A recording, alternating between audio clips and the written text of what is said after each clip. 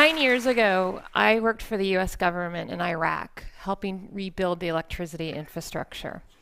And I was there, and I worked in that job because I believe that technology can improve people's lives. One afternoon, I had tea with a storekeeper at the Al Rashid Hotel in Baghdad. And he said to me, "You Americans, you can put a man on the moon, but when I get home tonight, I won't be able to turn on my lights." At the time, the US government had spent more than $2 billion on electricity reconstruction. How do you ensure technology reaches users? How do you put it in their hands so that it is useful? So those are the questions that my colleagues and I at DREV ask ourselves. And DREV is short for Design Revolution. And I took over the organization 4 years ago and really focused it on developing products that actually reach users. And not just any users, but customers who live on less than $4 a day.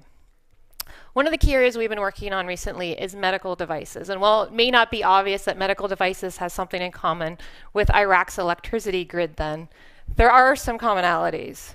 Despite the advanced technology, it's not reaching the people who need it most. So I'm going to tell you about one of the projects we've been working on, the Remotion Knee, and it's a prosthetic knee for above-knee amputees. And this project started when the Jaipur Foot Organization, the largest fitter of prosthetic limbs in the world, came to the Bay Area and they said, "We need a better knee." Chances are, if you're living on less than $4 a day and you're an amputee, you've lost your limb in a vehicle accident. Most people think it's landmines, but it's a vehicle accident. You're walking by the side of the road and you're hit by a truck. Or you're trying to jump on a moving train, you're late for work, and your pant leg gets caught. And the reality is that if you don't have much money, like this young man named Kamal right here, the option you really have is a bamboo staff to get around. And how big a problem is this? There's over 3 million amputees every year who need a new or replacement knee. And what are their options?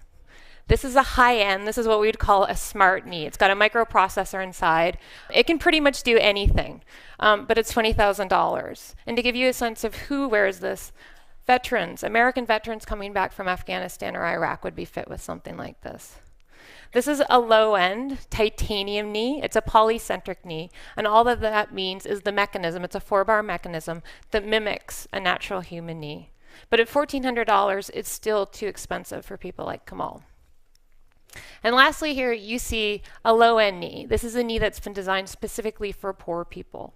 And while you have affordability, you've lost in functionality. The mechanism here is a single axis, and a single axis is like a door hinge. So you can think about how unstable that would be. And this is the type of mechanism that the Jaipur Foot Organization was using when they were looking for a better knee. And I just wanted to give you a sense of what a leg system looks like, because I'm showing you all these knees, and I imagine it's hard to think how it all fits together. So at the top you have a socket, and this fits over someone's residual limb, and everyone's residual limb is a little bit different.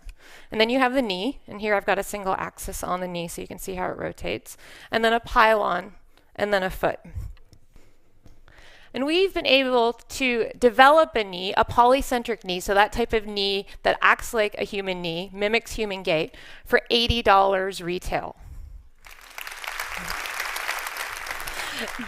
But the key is, you can have this great invention, you can have this great design, but how do you get it to the people who most need it? How do you ensure it gets to them and it improves their lives? So at DREV, we've done some other projects, and we looked at 3 things that we really believe gets technologies to customers, to users, to people who need it. And the first thing is that the product needs to be world-class. It needs to perform on par or better than the best products on the market. Regardless of your income level, you want the most beautiful, the best product that there is. I'm going to show you a video now of a man named Ash. You can see him walking. He's wearing the same knee system here with a single axis knee.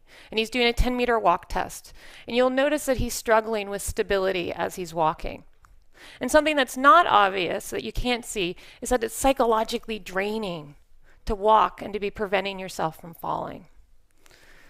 Now, this is a video of Kamal. You remember Kamal earlier holding the bamboo staff? He's wearing one of the earlier versions of our knee. And he's doing that same 10-meter walk test. And you can see his stability is much better. So world-class isn't just about technical performance, it's also about human performance.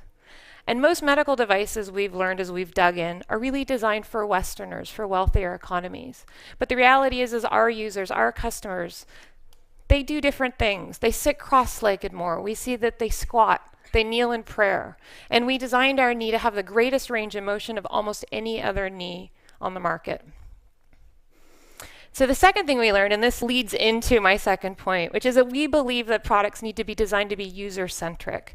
And at DRA, we go one step further and we say, you need to be user-obsessed. So it's not just the end user that you're thinking about, but everyone who interacts with the product. So for example, the processes who fits the knee, but also the context in which the knee is being fit. What is the local market like? How do all these components get to the clinic? Do they all get there on time? The supply chain, everything that goes into ensuring that this product gets to the end user and it goes into part of the system and is used.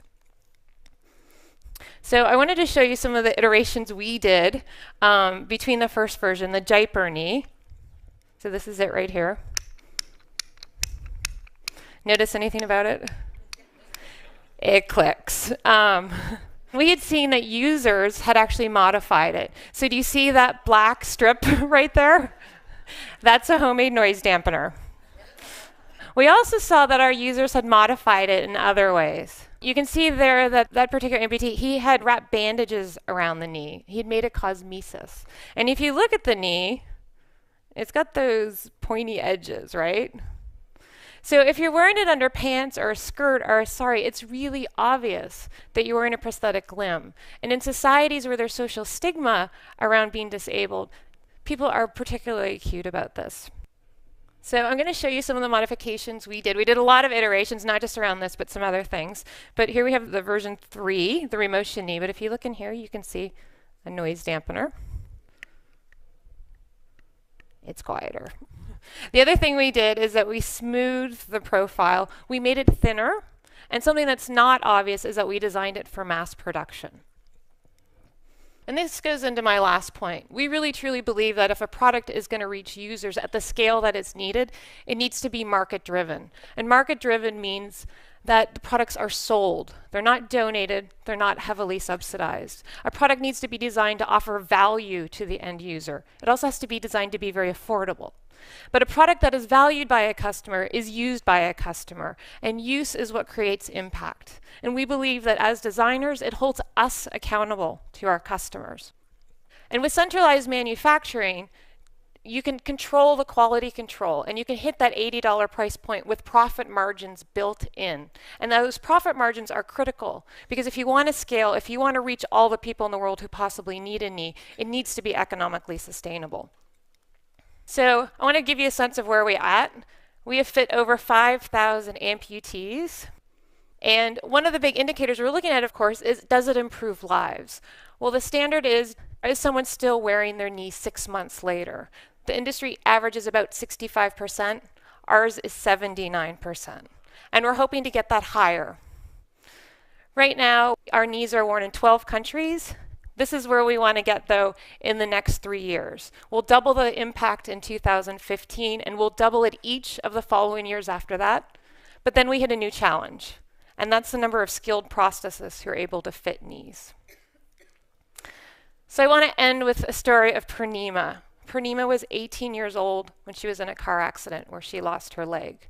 And she traveled 12 hours by train to come to the clinic to be fit with a knee. And while all of the amputees who wear our knees affect us as the designers, she's particularly meaningful to me as an engineer and as a woman, because she was in school. She had just started school to study engineering. And she said, well, now that I can walk again, I can go back and complete my studies. And to me, she represents the next generation of engineers solving problems and ensuring meaningful technologies reach their users. So thank you.